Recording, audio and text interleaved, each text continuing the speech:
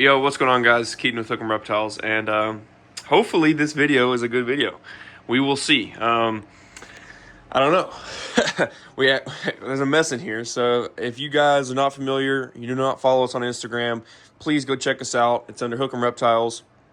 We went on live yesterday and did a ultrasound session of every single female we have, from the subadult rack all the way down. So we know what everybody's looking like, and I'm gonna be honest, we are in for a treat, guys. As you guys know, if you haven't watched videos or whatnot, this girl right here is about to shed out her prelay right now. She is a cinnamon het monsoon, and she was bred to our double het monsoon clown. That'll be our first clutch of the season, hopefully. Fingers crossed it's a good clutch. Other than that, we've got roughly 6 to 8 females that are either very, very close, or we may have missed one. I don't really know yet. So we have this female down here. Let me see if I can find her.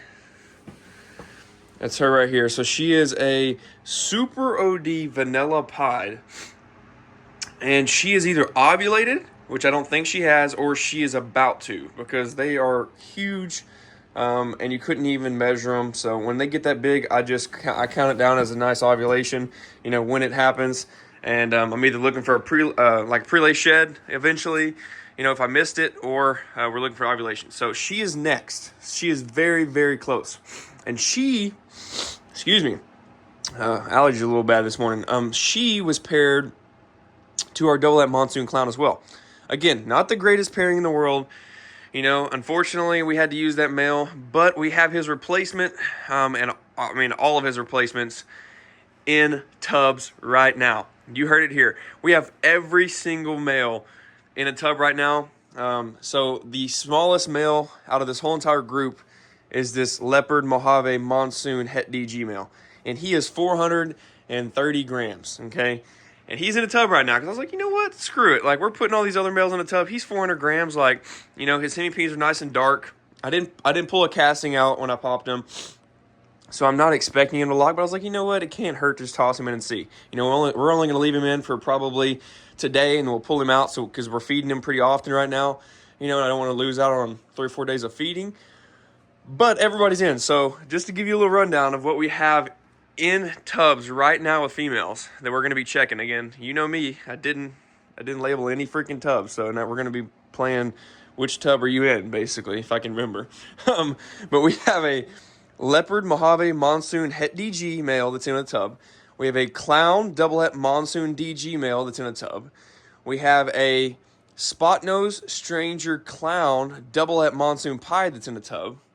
We have a super harlequin cryptic DG pied het ultramel that's in a tub. We have a pinstripe ultramel DG clown boy that's in a tub. We have a chocolate hypo double het DG puzzle that's in a tub. And the only male that I'm pretty sure I forgot about, which I just walked over him, was this guy right here.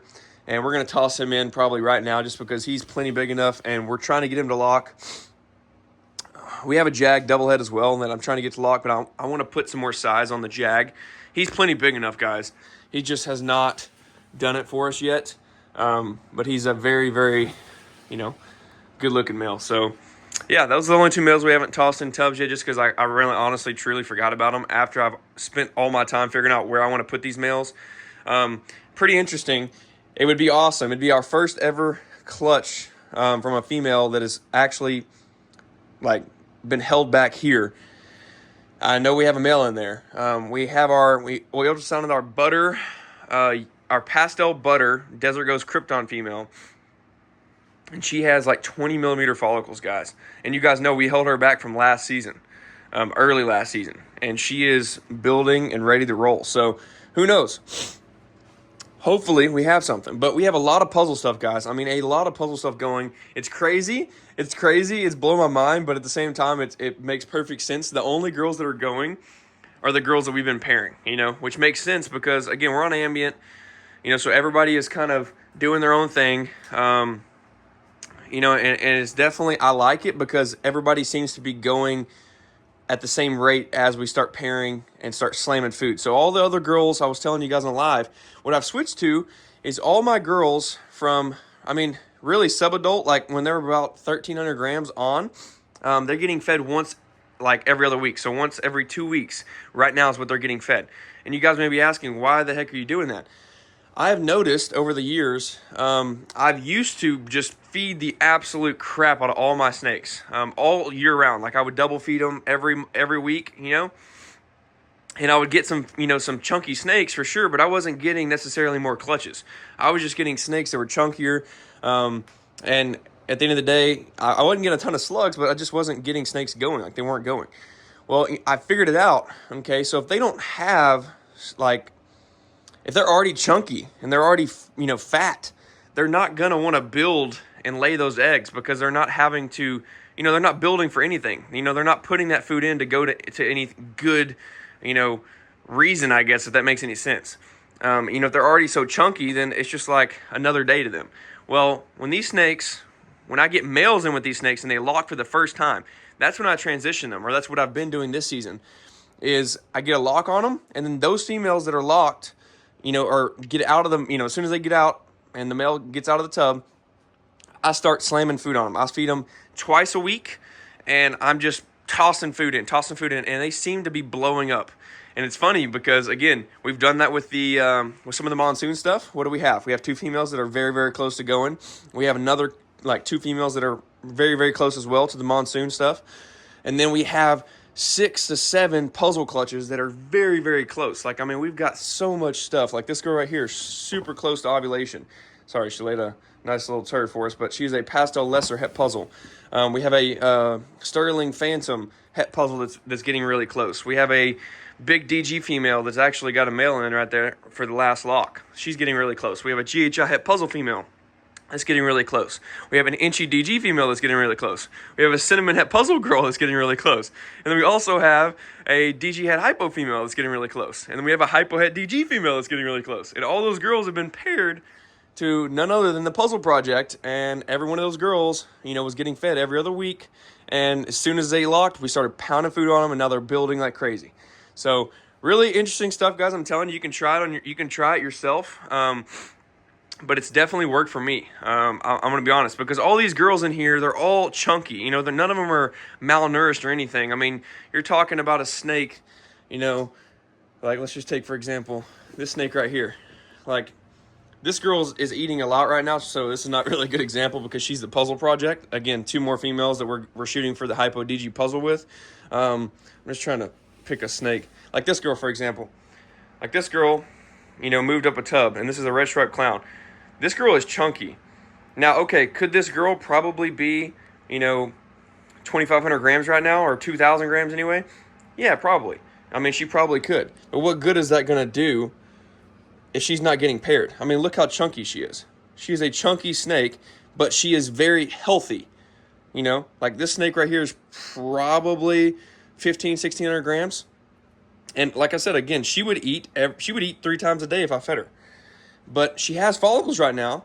I just don't have males to go to her. So instead of me wasting her season, you know, digesting all this food and using all her energy that way, I'm just going to wait until we have a male.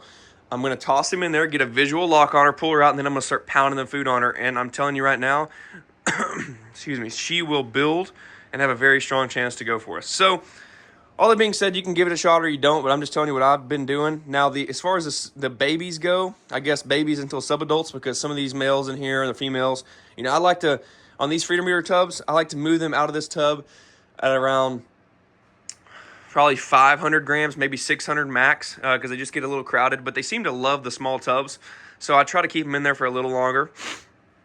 And I'm feeding these snakes 2 times a week still, just because I'm trying to grow them up. You know, I want to get them nice and happy and healthy before they switch over to a bigger tub, so they have a solid food response and whatnot.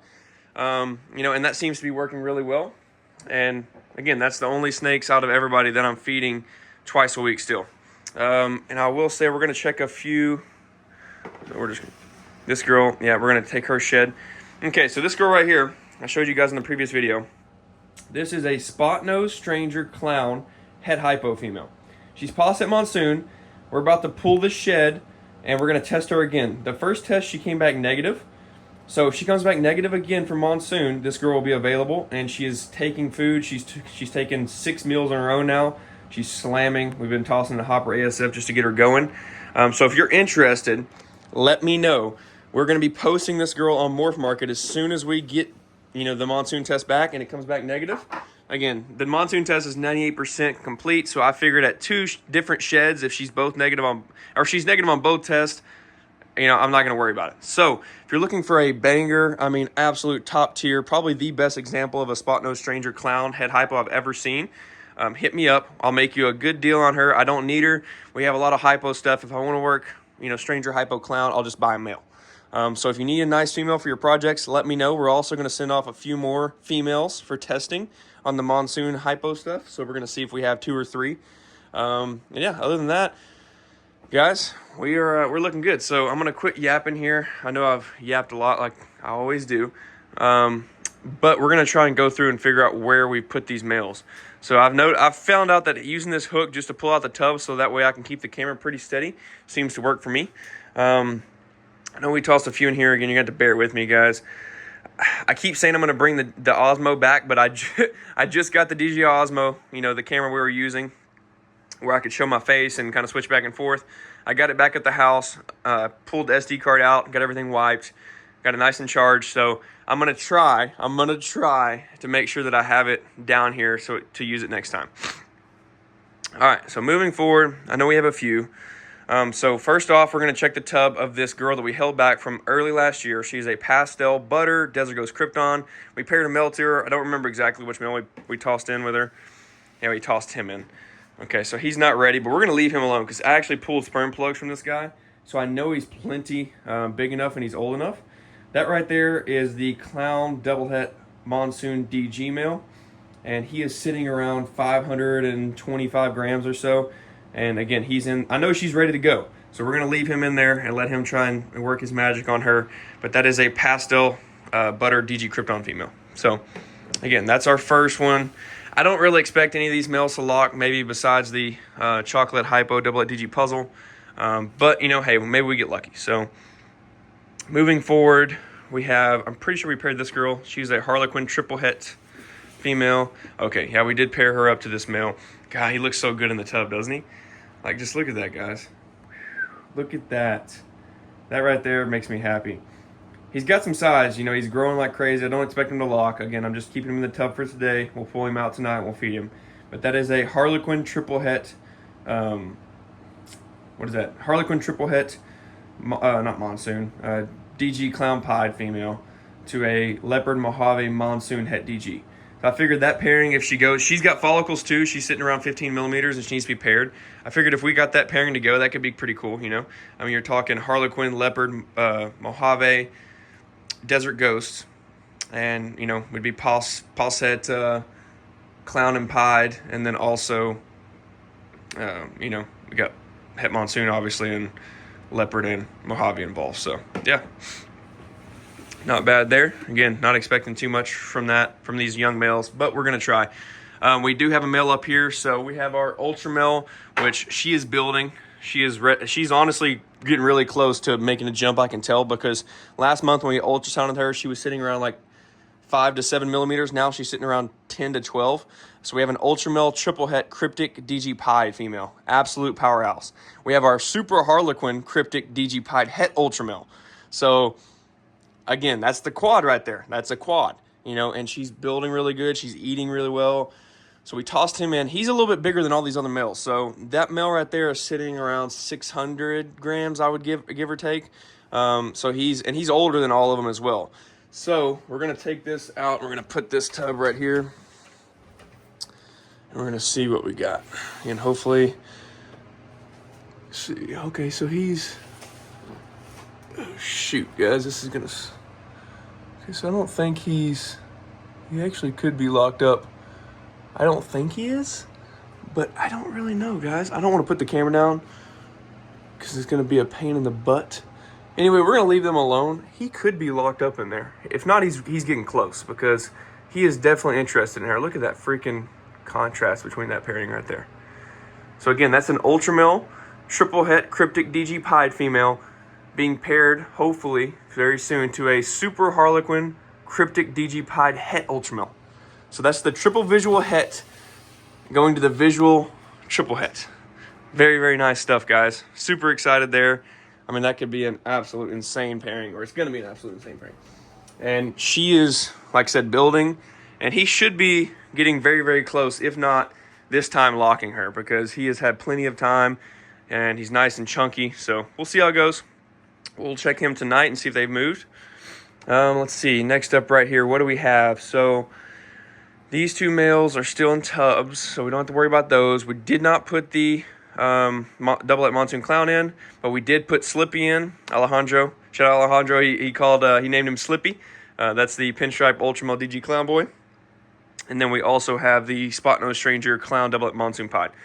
So I'm trying to think where we put some of these snakes. Guys, I may have to I may have to put this camera down and pick this back up when I find them. Okay, so I do know we have our... Okay, right. Oh, they were getting close. We're going to leave them alone. We're going to ease this back in there, and we'll just talk about this pairing. Because, again, he was very close to sealing the deal. I may have just blocked him. Anyway, that's a DG female, huge DG female. It's got some good follicles being paired again. So this is our second lock to our chocolate hypo double-het DG puzzle boy.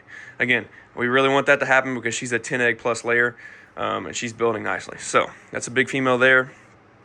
Next up, God, I cannot remember where we tossed this male at. Oh, actually, I do remember. So again, this works on your brain right here, guys, because when you don't label shit, you don't know where it's at, especially when you don't label males and you have to come in here and you have to retrace your steps, you know? So, hey, I got a method to my madness. No, I really don't. Right here, we have a yellow belly pied, and she is 100% at ultramale and pos head hypo. So we're gonna shed test her eventually. I don't really care right now because it doesn't really matter. When she lays a clutch, before the clutch gets out, if she lays this year, we'll test her. We don't have any visual hypo male stuff, so I'm not too worried about it. But yeah, toss this male in, and of course he is not doing shit, which really kind of sucks because, again, that male right there came to us. That's Slippy. That's the pinstripe hypo, or not pinstripe hypo. That's the pinstripe ultramale DG clown boy. I mean, he's over 600 grams, and it'd be really nice if he was breeding, but he's not. So we're gonna leave him be. See if maybe he'll get the job done. Don't think he will this time, but hey, you know what it is. So anyway, that was that pairing. The only one so far that we've had positive feedback on that I know will lock will be that male down there. And then we have, I'm trying to think, we have one more male. I may have tossed him in here, actually. No, I didn't toss him with the double-het monsoon pied. Man, where did I toss this male at is the question. I'm pretty sure I tossed him in this rack over here. God, guys, you're literally in the trenches with me. Like, trying to figure out where exactly I tossed this male. Jeez Louise. Guys, don't do this. Save yourself the trouble and just label when your mail goes in. Anyway, we're going to figure this out. I'm not going to show him on camera because the chances that he's locked. If he's locked, I'll pick the camera back up and show you guys. We're going to have to figure this out. Again, there's always one that I'm trying to find. But we're going to do this. But other than that, I mean, that's kind of what is going on here. We got a lot of females going. Again, we just ultrasound, need to pick all this stuff up. But things are going well. The knobtails are going well. The next video that you guys see will actually be the knobtails. I just wanted to give you a quick update as far as everything going on here, how many ovulations or, pairings we're looking to this season. I would say pretty, I guess sternly that we should have at least 15 clutches this year. Now that these males are getting old enough to where they have chances to lock, we may even have, closer to 30. It just really depends on these males. Right now we're looking at about 15 with the males that we have that have been locking because we're about 6 or so in puzzle, it looks like. Maybe 4 or 5 in monsoon.